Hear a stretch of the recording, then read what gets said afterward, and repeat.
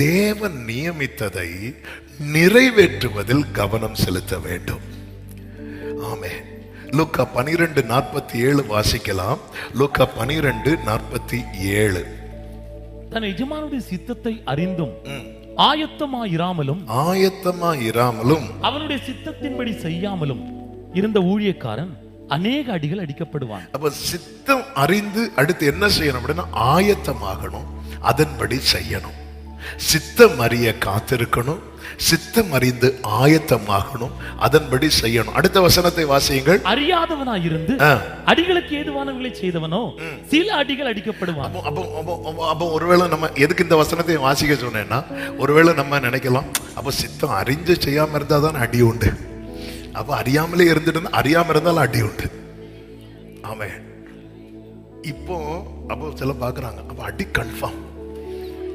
ஹல்லேலூயா. எங்க போனா குறைவான அடி கிடைக்கும். ஆமா, சில சொல்லுவாங்க இந்த மிஸ் தான் கிளாஸுக்கு வரணும். ஏன்? அவங்க ஒரு அடி தான் அடிப்பாங்க. இந்த வாத்தியார் வந்தா 2 அடி அடிப்பார். அப்ப அடி வாங்குறதுக்குன்னே இருக்கிறாங்க. ஆமா, அதுல இல்ல, சித்தம் அறியணும், சித்தம் அறிந்து செயல்படும். ஏன்னா பந்தய பொருளை அடையணும்னா, அந்த லெக்கை அடையணும்னா, இந்த இங்கிருந்து சென்னையிலேருந்து நாகர்கோவில் இப்படியெல்லாம் அந்த ட்ராவல் பண்ணும்போது அந்த பஸ்ஸில் ஏறும்போது சிலர் கேட்பாங்க டிரைவர்ஸ்கிட்ட. நான் சென்னையிலேருந்து வரும்போது தான் ஏறி இருக்கிறேன், ஒருத்தர் என் ஃப்ரெண்டு சீட்டில் இருக்கிற ஒருத்தர் கேட்குறாரு, வண்டி ஸ்டார்ட் பண்ணவே இல்லை, சார் எப்போ போய் சேரணும்? போமா, போய் சேருவோமா? போகிறதுக்கு முன்னாடி கேட்குறத பாரு, எப்போ போய் இப்படியெல்லாம் பேசுறது. சிலருக்கு என்ன செய்யா தெரியுமா, டிக்கெட்லாம் எடுத்தாச்சு எல்லாம் ஓகே. ஆனா உடனே வண்டியில ஏறினதுமே நம்ம மைண்ட் என்ன சொல்ல ஆரம்பிக்க தெரியுமா, எப்பவும் போய் சேரணும். ஆனா ஓட்டுறவங்களுக்கு எப்படி இருக்குன்னா, போய் சேர்ந்தா போதும். டிக்கெட் இருக்கு எல்லாருக்கும், திடீர்னு வண்டி வழியில பிரேக் டவுன் ஆச்சுன்னா. நான் ஒருக்கா வந்தேனே சென்னையில இருந்து இங்க ஒரு அதிகாலை 4:45 மணிக்கு திடீர்னு ஏதோ டைம் அடிக்கிறது மாதிரி இருக்கு. நான் போட பஸ் தான். கர்த்தர் கிருபையாய் காத்தார். அங்கிருந்து இங்க டிக்கெட் எல்லாமே, வண்டி வந்து சேரணுமே. அந்த லெக்கை நம்ம அடைஞ்சாதானங்க. லெக்கை அடையணும், அதுக்கு சித்தம் செய்யணும். சித்தம் செய்யணும்னா சித்தம் இன்னது என்பதை அறியணும். ஆண்டவர் சமூகத்தில் இருந்து ஒவ்வொரு நாளும் தேவனால் வழிநடத்தப்பட ஒப்பு கொடுக்கும் போது, ஆமென், சில நேரம் நமக்கே தெரியாது. யோசேப்புக்கு தெரியுமா, எகிப்துக்கு நான் இதுக்கு தான் போறேன் அப்படின்னு? ஒண்ணுமே தெரியாது. ஆனா தேவனை சார்ந்து நிக்கிற ஒருவன் எடுத்து வைக்கிற ஒவ்வொரு ஸ்டெப்புமே சித்தத்துக்கு உட்பட்டு தான் கர்த்தர் வைப்பாரே தவிர அதற்கு மாறாக வைக்க விடவே மாட்டான். ஆமென், சொல்லுங்க பார்க்கலாம். அடுத்த காரியம், தேவன் நியமித்ததை செய்வதில் கவனமா இருக்கணும். சித்தம் அறிந்தும் ஆயத்தம், ஆண்டவர் இதுதான் தேவ சித்தமா, அதுக்கு ரெடி ஆகணும், அதை செய்யணும். கர்த்தர் அதுக்கு வேண்டிய கிருபைகள் எல்லாம் நமக்கு தருவார். 1 சாமுவேல் 15வது அதிகாரத்துல, ஆமென், சவுல் இஸ்ரவேலுக்கு ராஜாவாக தெரிந்தெடுக்கப்படுகிறான். தேவன் அவனை கொண்டு வந்து அபிஷேகித்து அவனை முத்தமிட்டு அவனை தேவன் தெரிந்தெடுக்கிறார். இப்பொழுது கர்த்தர் சாமுவேலை கொண்டு அவனோடு பேசுகிறார். என்ன பேசுகிறார் அப்படின்னா, 2வது வசனத்தை வாசியுங்கள். சேனைகளின் கர்த்தர் சொல்லுகிறது என்னவென்றால், இஸ்ரவேலர் எகிப்திலிருந்து வந்தபோது அமலேக் அவர்களுக்கு வழிமறித்த செய்கையை மனதிலே வைத்திருக்கிறேன். நல்ல கவனமா கேளுங்க. ஆமா, நான் இந்த சம்பவத்தை ரொம்ப டச் பண்ணல, ஆனா இதுல இருக்கிற சில வார்த்தைகளை புரிவதற்காக இந்த சம்பவத்தை எடுத்து சொல்றேன். ஆண்டவர் ஒரு காரியத்தை மனதில் வைத்திருக்கிறார். நீங்க எல்லாம் நல்ல கவனமா கேட்கணும். அவர் மனசுல எந்த காரியம் தெரியுமா, சவுல் வாழ்கிற அந்த நாட்களுக்கு அப்படியே ஒரு 400 வருஷத்துக்கு முன்னாடி நடந்த ஒரு சம்பவம். 400 வருஷத்துக்கு முன்னாக நடந்த ஒரு சம்பவம். 350 400 வருஷத்துக்கு முன்னாக நடந்த ஒரு சம்பவம். என்ன சம்பவம்? இஸ்ரவேலர்கள் புறப்பட்டு வராங்க. ரெவிதீமுக்கு வரும்போது யாரு ஃபைட் பண்ண வராங்க தெரியுமா? வழிமறை அமலேக்கியர் வராங்க. இந்த விஷயம் என் பிள்ளைய வழி தடுக்கிறதுக்கு அமலேக்கியர் வரான். இந்த மேட்டர் யாரு மனசுல வச்சிருந்தார் தெரியுமா? கர்த்தர். அப்போ மனதில் பல 100 ஆண்டுகளாக மனதில் வைத்த ஒரு காரியத்தை இப்ப யார வச்சு நிறைவேற்ற தீர்மானிக்கிறார் தெரியுமா? சவுலை வைத்து. இந்த வேர்டு தான் கடந்த நாள்ல என்ன ரொம்ப யோசிக்க வைத்த, தேவ சமூகத்தில் ஒரு விசை கூட அர்ப்பணிக்க வைத்த வார்த்தை. அவர் ஏதோ ஒரு காரியத்தை அல்ல நம்ம மேல தீர்மானித்து வைத்திருப்பது, பல 100 ஆண்டுகளாக அவர் மனதில் வைத்திருக்கிற சில காரியங்கள், இதுக்கு இவன் தான், இதுக்கு இவள் தான் அப்படின்னு அவர் செட் பண்ணி வச்சிருக்கிறார். அதனாலதான் பவுல் சொல்றார், என்னை உண்மை உள்ளவன் என்று எண்ணி அவர் நம்பிட்டார். இந்த விஷயத்தை இவன்கிட்ட கொடுக்கலாம், இவன் செய்வான், இந்த விஷயத்தை இவள்கிட்ட கொடுக்கலாம், இவ செய்வா அப்படின்னு அவர். இதுக்கு முன்னாடி எத்தனை பேர் வந்தாங்க, அவங்களெல்லாம் ஆண்டவர் தள்ளி விட்டு, ஓகே இவனை பண்ணலாம், இவன் இதை செய்வான்.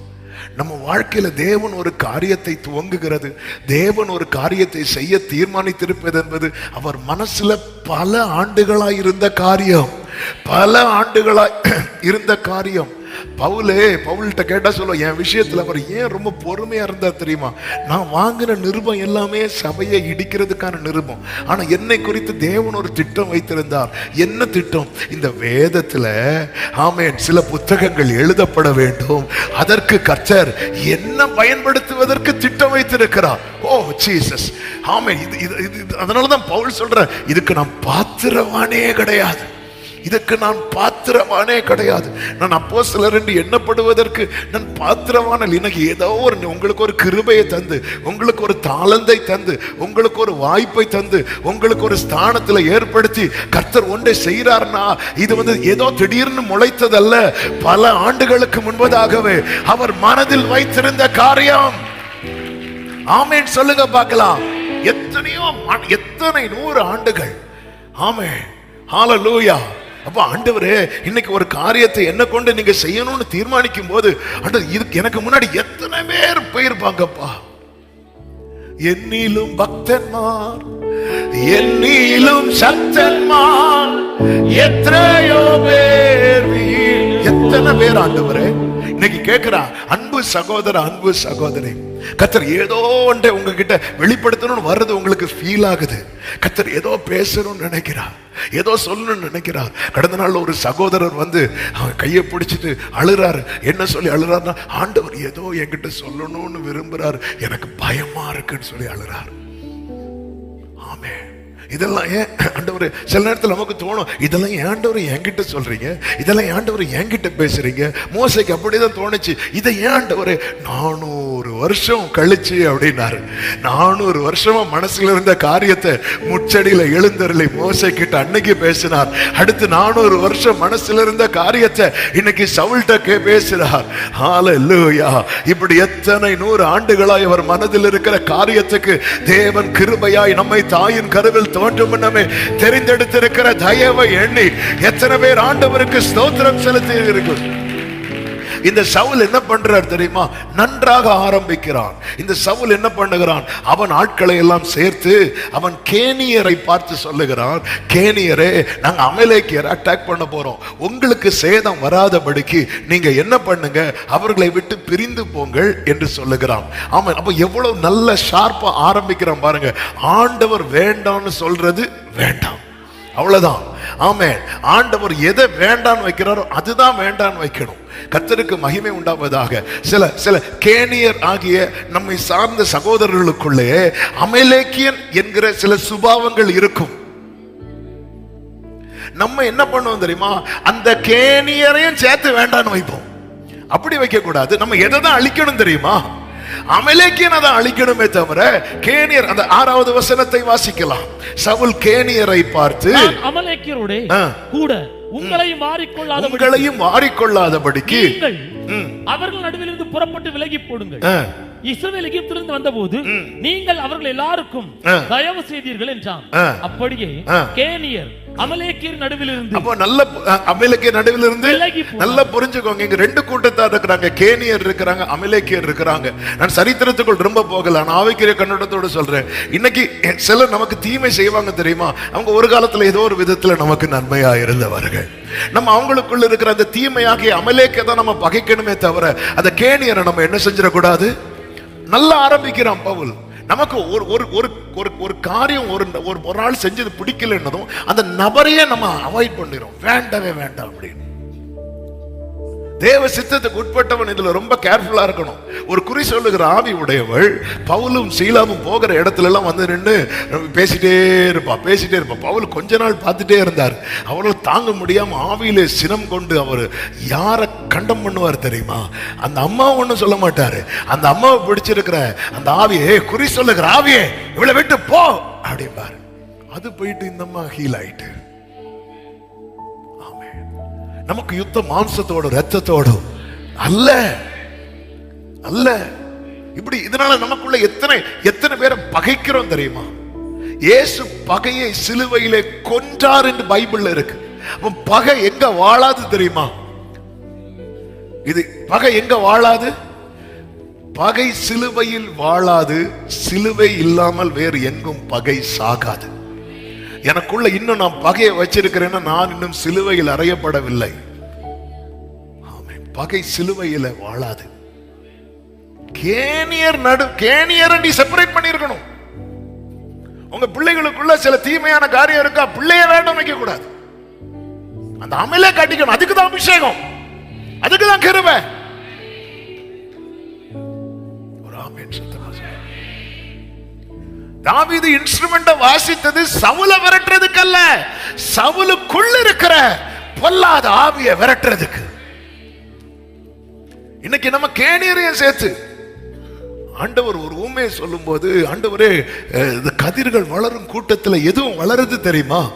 களைகள் வருது. ஆண்டவர் வெயிட் பண்ணு, இப்ப அவசரப்படாத, அறுப்பு நாள்ல பாத்துக்கலாம். இப்ப ஏன் ஆண்டவர் அவசரப்படக்கூடாது? இப்ப நீ 4 களையை பிடுங்கிறது மேட்டர் இல்லப்பா, அதோடு கூட எதுவும் வந்துடும் தெரியுமா? அந்த கதிரும் வந்துடும். அது போயிடக்கூடாது. ஏன்னா அதுக்காக வடித்த தண்ணீர் இருக்கிறது, அதற்காக பட்ட பிரயாசம் இருக்கிறது. அந்த பிரயாசத்தின் பலனை பார்க்கணும். களை மட்டும்தான் எரிக்கப்படணும், கதிர் நாசமாயிடக்கூடாது. கரெக்டா ஒரு தேவ பிள்ளை இதுல ரொம்ப கேர்ஃபுல்லா இருக்கும். இதனால எத்தனை நாட்கள், நெடுநாட்கள் பகையை சுமந்துட்டு இருக்கிறோமே.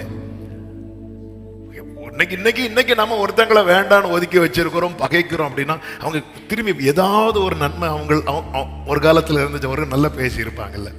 பொதுவா அதாவது நம்ம விரோதிகளை நம்ம பகைக்க மாட்டோம். ஏன்னா அவங்க ஆல்ரெடி யாரு தான் நமக்கு விரோதிகள். ஆனா நம்ம கூட இருக்கிறவங்க இன்னைக்கு பகை விரோதம்னு சொல்றது யாருன்னு பார்த்தா, ஒரு காலத்துல இவங்க எப்படி இருப்பாங்க தெரியுமா? நாங்க ஒரு பாயில் உறங்கி ஒரு தட்டில் சாப்பிட்டு, இதான் பிரச்சனை. ஏன் இன்னொரு பாய் கேட்டா தர மாட்டாங்களா? சிலர் வச்சா குடுமி, அடிச்சா மொட்டை. பாசம்னு அந்த அர்த்தம் எங்க போனாலும் அவங்களை கூட்டிட்டு தான் போவாங்க. அது கொஞ்ச நாள் ஓடும். அதோட அதாவது எல்லாத்துக்கும் ஒரு எல்லை போட்டு பழகணும். இம்மட்டும் வா. புருஷன் மனைவி காரியத்தை ரொம்ப க்ளோஸ் சொல்லி யார்ட்டையும் பேசிட்டு இருக்க கூடாது. அப்புறம் க்ளோஸ் அதோட முடிஞ்சு. எல்லாத்துக்குமே ஒரு இம்மட்டும் வா, மிஞ்சி வராரு. அது இது நெடுநாள் பயணமா இருக்கும். கூறும் பழகி ஒரு நாள் ஒரு வாரத்துல அது முடிஞ்சு, எல்லாம் முடிஞ்சு அடக்கும். எல்லாத்துக்குமே அந்த இம்மட்டும் வா, மிஞ்சி வராது. எல்லாத்தையுமே விளம்பிட்டு இருக்க கூடாது. அதுக்கப்புறம் நீங்க அவங்கள சால்வ் பண்ணி வாழ வேண்டிய ஒரு பரிதாபமான நிலைமை ஆயிரும். நீங்க உங்க ஒரு விரக்தியில ஒரு காரியத்தை ஒருத்தங்கள்ட்ட சொல்லிட்டீங்கன்னு வைங்களேன், அதுக்கப்புறம் நீங்க அவங்களை எந்த ஒரு காரியத்திலுமே அவங்களை டிபெண்ட் பண்ணி இருக்கணும். ஏன்னா கொஞ்சம் நம்ம அவங்களுக்கு ஏதாவது இதை மாறிட்டோம், சூப்பர், அதோட முடிஞ்சு. ஞானமாய் நடந்து காலத்தை பிரயோஜனம். இவன் நல்லதான் ஆரம்பிக்கிறான், சூப்பரா ஆரம்பிக்கிறான். ஆனா இவனுக்கு அந்த ஜெயம், இவன் கை ஓங்க ஓங்க ஓங்க ஓங்க என்னாச்சுன்னா பார்வை மாம்சீகமா போக ஆரம்பிச்சுட்டு, என்ன தெரியுமா, அமலேக்கியனை மொத்தம் அழிக்காம அதுல பெஸ்ட் எல்லாம் எடுத்துட்டான். எல்லாம் எடுத்து வாசிக்க டைம் இல்லை, நீங்க வீட்டுல போய் வாசிக்கணும். எல்லாம் சிறந்தது. ஆண்டவருடைய தீர்மானம். பல 100 ஆண்டா மனசுல வச்ச கொஞ்சம் யோசி. எனக்கு அதான் சொன்னல, சில காரியங்கள் நம்மளை நம்புறாரு பாருங்க. ஆண்டவர் நினைச்சா ஒரு தூதனை அனுப்பி இருக்கலாம்ல. இசைக்கியா நாட்கள்ல ஒரு தூதனை அனுப்பின போது எத்தனை பேர் மாண்டார்கள் தெரியுமா? 185,000 பேர். அதே போல இந்த அமலேக்கியனை அடிக்கிறதுக்கு ஆண்டவர் ஒரு தூதனை வச்சிருக்கலாம்ல. அந்த இடத்துல தூதனை கூட நம்பாம சவுலே ஒன்ன நம்பி இருக்கிறாருன்னா உன் மேல அவர் வச்ச அன்பு எவ்வளவு பெருசு பாரு, எவ்வளவு பெருசு பாரு.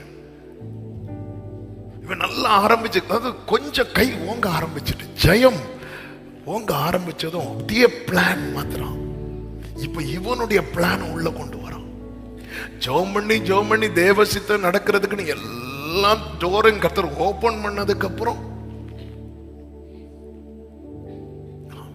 சில இந்த வீடு பிரதிஷ்டை சில படம் பார்த்தா அப்படி கர்த்தர் தான் கட்டணும், கர்த்தர் தான் அப்படி ஒவ்வொன்றா பார்த்து டோரை திறந்து ஓபன் பண்ணலாம் பார்த்தா பின்னாடி ஒருத்தவங்க குடத்தோட நிற்பாங்க. ஏன் சிஸ்டர் குளிக்கலையா?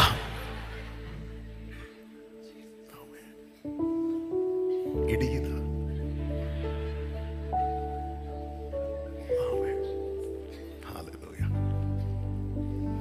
ஒரு இடத்துல போன டேபிள்ல என்னெல்லாமோ வச்சிருக்கோம், அப்படியே மூடுங்க, இல்லைன்னா நாங்க கார்ல ஏறி கர்த்தர் தான் எங்களுக்கு. சரி, என்னைக்கு கர்த்தரே தான். என்னைக்கு ஃபர்ஸ்ட் வீடு பிரதிஷ்டைக்கு டேட் தருங்க? செவ்வாய்க்கிழமை தான் தருவேன். புதன்கிழமை இல்லையா? பாஸ்டர் நீங்க தான் வரணும். நான் வரணும்னா செவ்வாய்க்கிழமை. அப்ப நீங்க வரலனாலும் பரவாயில்ல, எங்களுக்கு புதன்கிழமை போதும். அப்படியே மாறும் பாருங்க. கொஞ்சம் அப்படி விசாலம் ஆகும் போது அப்படியே மாறிடும்.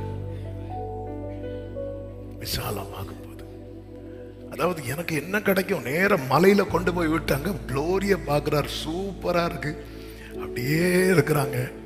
மெதுவா பேதுரு கேட்கிறாரு, ஆண்டவரே இப்படியே இருந்துருமா? ஒரே மிதி ஓடி இருக்கீல. அவன் பரலோகத்தின் சாவியை வாங்கிட்டு மேல ஒளிச்சிருக்கிறியா நீ? கீழே போ. சிலர் கீ வாங்கினதுக்கு அப்புறம் ஆளை காணாது. பரலோகத்தின் சாவி முந்தின அதிகாரத்துல தான் கொடுப்பாரு. 16வது அதிகாரத்தில் வச்சுக்கோ, நீ தான் எல்லாருக்கும் திறந்து கொடுக்கணும் பேதுரு, வச்சுக்கோ. இவர் 17வது அதிகாரத்துல மேல போய் உள்ள உட்கார்ந்துருந்து இங்கேயே இருந்துருமா? அதாவது வேற யாரும் வரக்கூடாது. உமக்கு ஒரு கூடாரம், எலியாவுக்கு ஒரு கூடாரம்,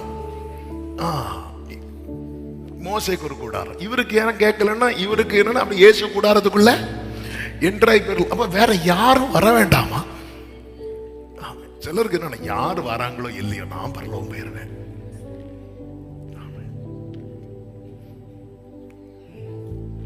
நல்லா ஆரம்பிக்கிறான்.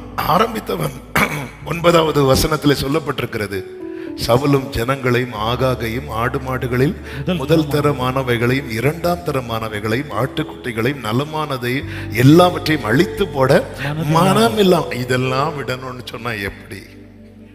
இதெல்லாம் செய்யக்கூடாதுன்னு சொன்னா எப்படி? ஆமே, ஹல்லேலூயா. சினிமா பார்க்க கூடாதுன்னு சொல்றாங்க. நான் தியேட்டர்ல போய் சினிமா பார்க்க மாட்டேன். அப்போ போன்ல தியேட்டர் போக மாட்டேன். இனி எங்க போக மாட்டேன்? அதாவது நம்ம மனசும் மாம்சமும் சிலது விரும்பும், தெரியுமா? நம்முடைய மனசு மாம்சம் விரும்புகிற விருப்பத்துக்கு நம்ம இடம் கொடுக்க ஆரம்பிச்சிட்டோம்னா நம்மளால அமலேக்கினை அழிக்கவே முடியாது. நமக்குள்ள இருக்கிற அபிஷேகத்தை நம்ம கனவீனப்படுத்த ஆரம்பிச்சிடும். இவன் நினைச்சிருந்தா அழிச்சிருக்கலாம், ஆனா இவனுக்கு மனசு இல்லை.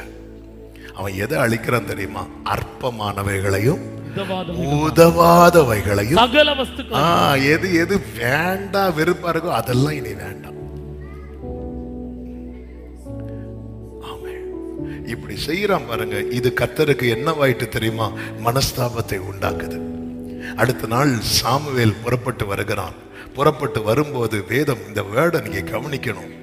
ஆமென். 12-13 வசனங்களை பார்க்கும்போது சவுல் என்ன பண்றான் தெரியுமா? கர்மேலுக்கு தனக்கு ஒரு ஜெயஸ்தம்பத்தை நாட்டுகிறான். இப்போ ஜனங்கள் எல்லாரும் சவுலுக்கு கிடைச்ச வெற்றியை புகழ ஆரம்பிக்கிறாங்க. சாமுவேல் வருகிறான் 13வது வசனத்துல. சாமுவேல் வரும்போது சவுல் சொன்ன வார்த்தை என்ன தெரியுமா? நீர் கர்த்தரால் ஆசீர்வதிக்கப்பட்டவர். அடுத்த வார்த்தை, கர்த்தருடைய வார்த்தையை நிறைவேற்றினேன். அப்படி சொல்லும் போது அடுத்த வார்த்தை சாமுவேல் சொல்லுவார் பாருங்க. அதற்கு சாமுவேல், அப்படியானால் என் காதுகளில் விழுகிற சத்தம் என்ன அப்படின்னு கேட்கிறான். இந்த வேர்டை ஆமென் தியானிக்கும் போது ஆவியானவர் பேசின வார்த்தை நல்ல கவனிங்க. என் வாழ்க்கையில ஆமென் அந்த நான் ஆண்டவர் ஒரு காரியத்தை செய்யன்னு சொல்லியிருப்பார். அதை செய்ய அதுல ஒரு பகுதியை மட்டும் செஞ்சுட்டு இன்னொன்றை நான் மறைக்கும் போது நான் செஞ்ச காரியம் மனுஷங்க பார்வையில பெருசா இருக்கலாம், ஆனா கர்த்தருடைய காதுல நான் செய்யாத காரியம் கேட்டுக்கொண்டிருக்கும். நீ கர்த்தருடைய வார்த்தையை நிறைவேற்றினேன்னு சொன்னியே, அப்ப என் காதுகளில் கேட்கிற ஆடுகளின் சத்தமும் மாடுகளின் சத்தமும் என்ன என்ன அப்படி கேட்கும் போது சவுல் சொல்றாரு, இது ஜனங்க சொன்னாங்க பலி செலுத்துறதுக்கு ஏதுவா இருக்கும். யுத்தத்துக்கு போகும்போது நீ கர்த்தருடைய சத்தம் கேட்டு போன, உன் கை ஓங்க ஆரம்பிச்சதும் உன்னை சுத்தி இருக்கிறவங்க சத்தம் கேட்க ஆரம்பிச்சுட்ட. இன்னைக்கு இதுதானாங்க நம்முடைய வாழ்க்கையில் நடந்திருக்கிறது. நம்முடைய வாழ்க்கையில ஒண்ணுமே இல்லாம இருக்கும்போது நமக்கு கை கொடுக்க கூட யாரும் கிடையாது. அந்த நேரத்துல முழுமையா நம்ம கர்த்தருடைய சத்தம் கேட்டு கால் எடுத்து வைத்தோம். நம்முடைய வாழ்க்கையில உயர்வும் நன்மையும் மேன்மையும் வர ஆரம்பிச்சதும் நம்மளை சுற்றிலும் சொந்தங்கள் உறவுகள் சூழ்ந்து கொண்டு அநேக காரியங்களை சொல்லி அந்த சத்தத்துக்கு செவி சாய்த்து நம்முடைய வாழ்க்கையில கர்த்தருடைய வார்த்தையை பூரணமாய் நிறைவேற்ற கூடாமல் நாம் இருக்கிறோம். இன்னைக்கு அவர் காதுகளிலே ஆடுகளின் சத்தம் மாடுகளின் சத்தம் கேட்டுக் கொண்டிருக்கிறது. அப்பொழுது இவன் சில நியாயங்களை சொல்லுகிறான். நியாயங்களை சொல்லும் போது சாமுவேல் சொன்ன வார்த்தை என்ன தெரியுமா? 16வது வசனத்தை வாசிக்கலாம். அப்பொழுது சாமுவேல் அந்த பேச்சை, அதன் அர்த்தம் என்ன? உன் நியாயத்தை நான் கேட்க விரும்பல. கர்த்தருடைய சித்தத்தை நிறைவேற்றாதவன் சொல்லுகிற நியாயத்தை, சொல்லுகிற ரீசனை பரலோகம் கேட்க விரும்பாது. இதுதானே இயேசுவும் சொன்னார். வாசலுக்கு வெளியே நின்று அநேகர் சொல்றாங்க, உம்முடைய நாமத்தினாலே தீர்க்க தரிசனம் உரைத்தோமே, அப்படி பண்ணோமே, இப்படி அவங்களுடைய நியாயத்தை எடுத்து வைக்கும் போது இயேசு வாயை அடைக்கிறார். அக்கிரம செய்கைக்காரரே அகண்டு போ, பேசாத, போயிரு அப்படின்ட்டார். போயிரு சொல்லிவிட்டு அந்த அமலேக்கு ராஜாவை அழைத்து கொண்டு வா என்று சொல்லும் போது அவன் அழைத்து கொண்டு வரப்படுகிறான். பாருங்கள், 16வது அதிகாரம் அதனுடைய 32வது வசனம். பின்பு சாமுவேல் அமலேக்கின் ராஜாவாகிய ஆகாக என்னிடத்தில் கொண்டு வாருங்கள் என்றான். ஆகாக் சந்தோஷமாய் அவனிடத்தில் வந்து, எப்படி வந்தானா? சந்தோஷமாய். இன்னைக்கு செய்தியை கேட்கிற அன்பு சகோதரா சகோதரி, தேவனை மனஸ்தாபப்படுத்தி சத்துருவை மகிழ விடாதே, சத்துருவை மகிழ விடாதே, பிசாசை மகிழ விடாதே. தேவனை மனஸ்தாபப்படுத்துகிறவன் சத்துருவை மகிழ விடுகிறான். ஹல்லேலூயா. சித்தம் செய்வதிலே கவனமாக இருக்க வேண்டும். பல 100 ஆண்டுகளாய் மனதில் வைத்திருந்த காரியத்தை கர்த்தர் சாமுவேலை வச்சு செய்யலாம், சவுலை வச்சு செய்யலாம் பார்த்தா அவன் கை ஓங்க ஆரம்பிச்சதும், அவனுக்கு கொஞ்சம் விசாலம் உண்டாக ஆரம்பிச்சதும், இன்னைக்கு வாழ்க்கையில கொஞ்சம் மேன்மை கொஞ்சம் உயர்வு வர ஆரம்பிச்சதும், ஆமே, நாம் நம்முடைய ராஜ்யத்தை குறித்து யோசிக்க ஆரம்பிக்கிறோம். ஹல்லேலூயா. தேவ சித்தம் செய்வதில் கவனமாக இருங்கள்.